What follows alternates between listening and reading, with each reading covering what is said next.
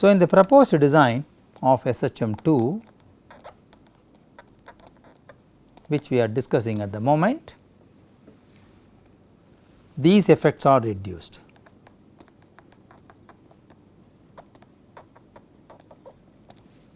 Okay. Further, the obtained data by SHM2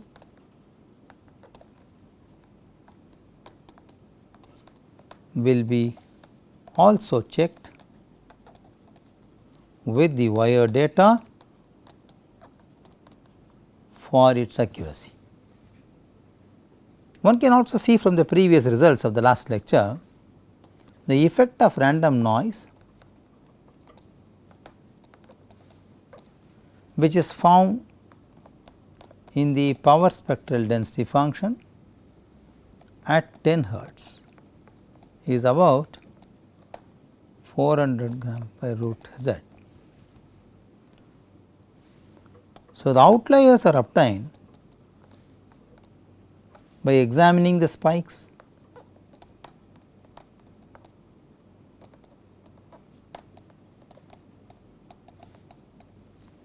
those appear in the RMS level of the data at specified time interval. That is very interesting.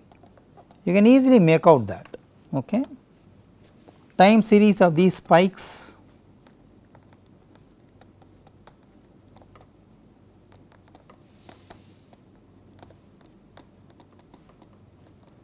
are checked for irrational measurements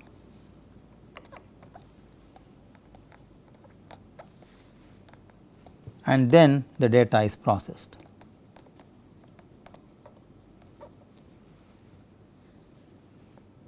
Friends, we also note that we are trying to measure two types of measurements, MEMS accelerometers also has modules to measure the rotational response. They will measure linear acceleration and the local gravitational field.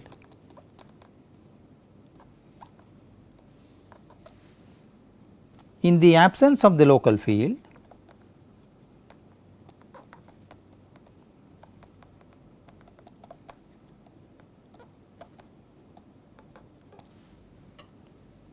output of the value will give the rotated gravitational field vector, which can be used to measure rotational response about the axis.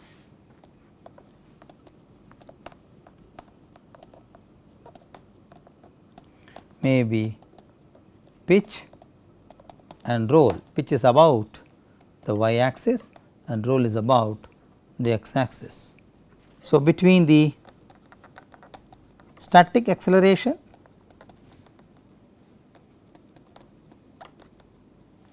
and acceleration due to gravity, an inclined angle will be generated.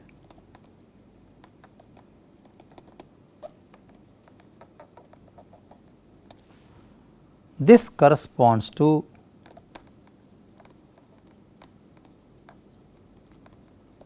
tilt of the sensor. Raw value of the accelerometer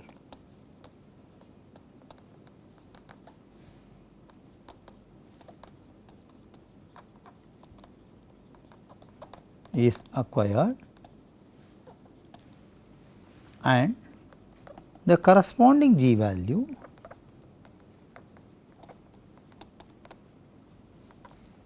for the respective axis is calculated.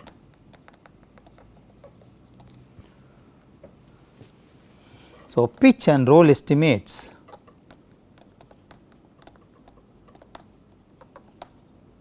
can be computed as below.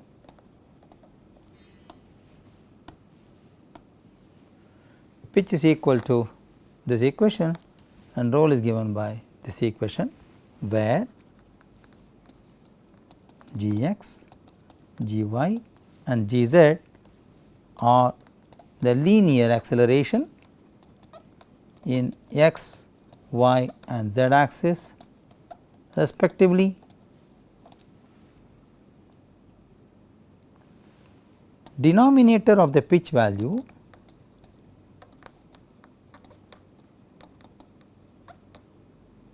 that is this value is defined to be positive, and therefore, equation 1 provide the full value in the range minus 90 to plus 90. For roll response, the range will be minus 180 to plus 180. Now, when g x and g y g x and g z are 0, roll becomes undefined.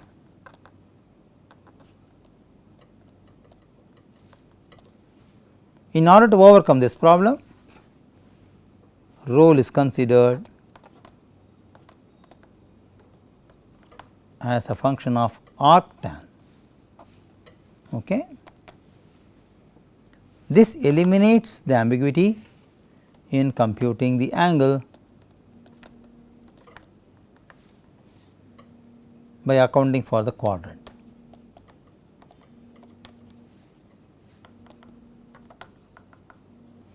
Let us see what is the change we had in the processing unit. The processing unit is Raspberry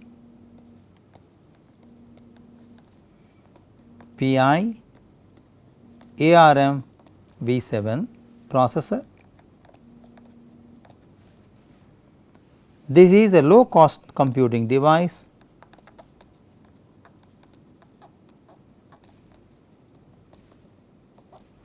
which has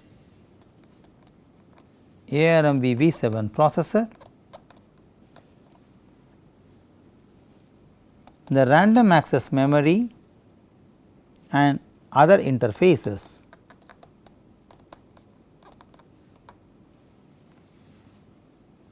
that are required to connect the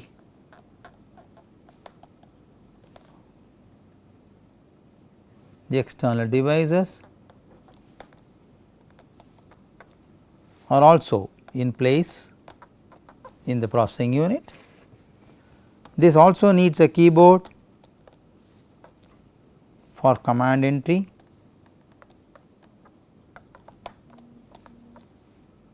It also needs a display unit to function as a standalone device.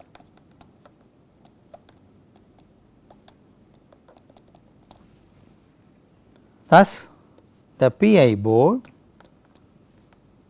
presently used for the system acts as a perfect processor device without any peripherals,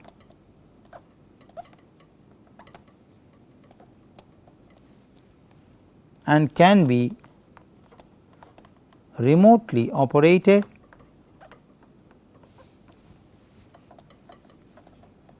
to the server unit. The PI board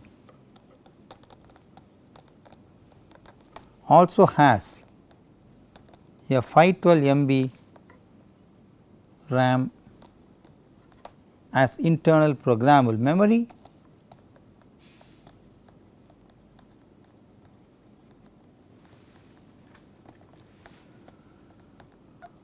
and a secure digital flash memory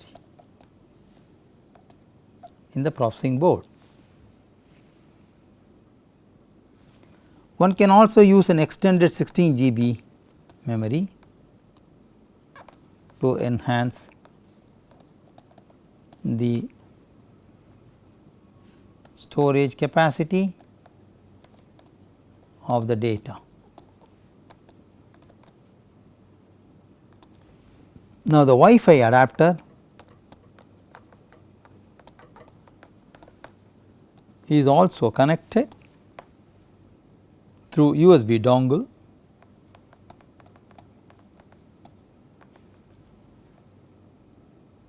with the help of which the PI board is used for creating ad hoc networks.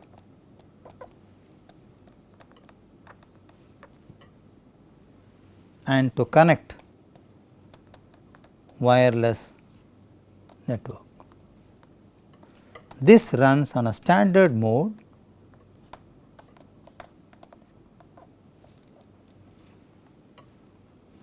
(802.11n) protocol.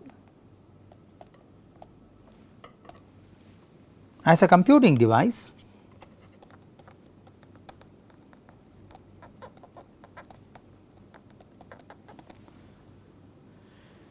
it uses an operating system which has Raspbian VZ as the operating system. This is a Linux based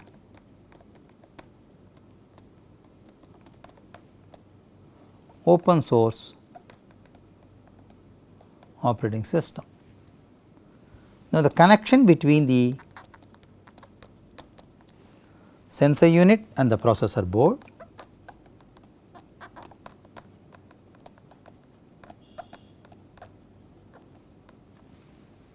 is established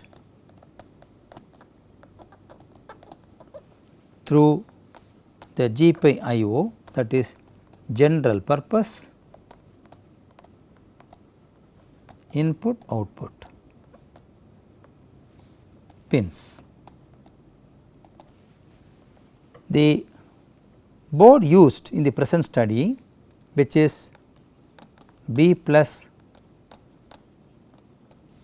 Raspberry Pi board, has 40 GPIO pins, which includes the supply and the ground pins.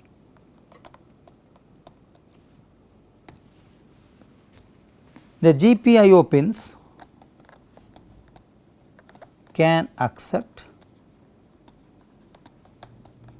input and output and can be thus programmed on the Raspberry Pi.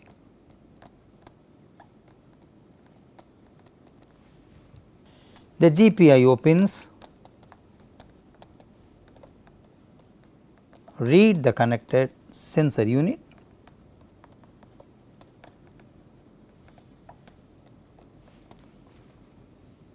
and also can be used as an interface between the embedded protocols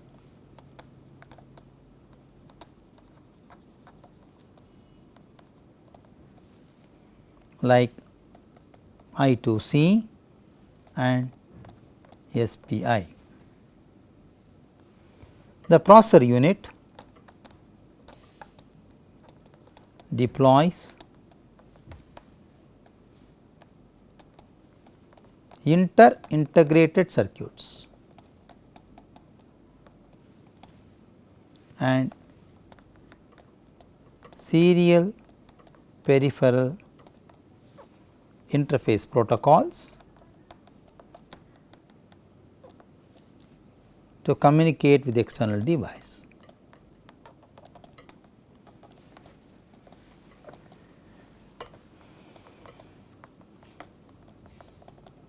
So, friends, in this lecture we saw more technical specifications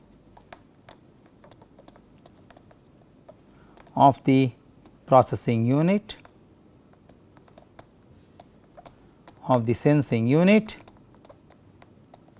We also saw how the sensors can be used as accelerometer and inclinometer. We also learnt how to save the power source, maybe in the sleep mode or in the active mode, by controlling the input power to the sensing units. We will discuss further details about this and the interface programming required to acquire the data using wireless sensor SHM2 design in the next lecture as well. Thank you very much and bye.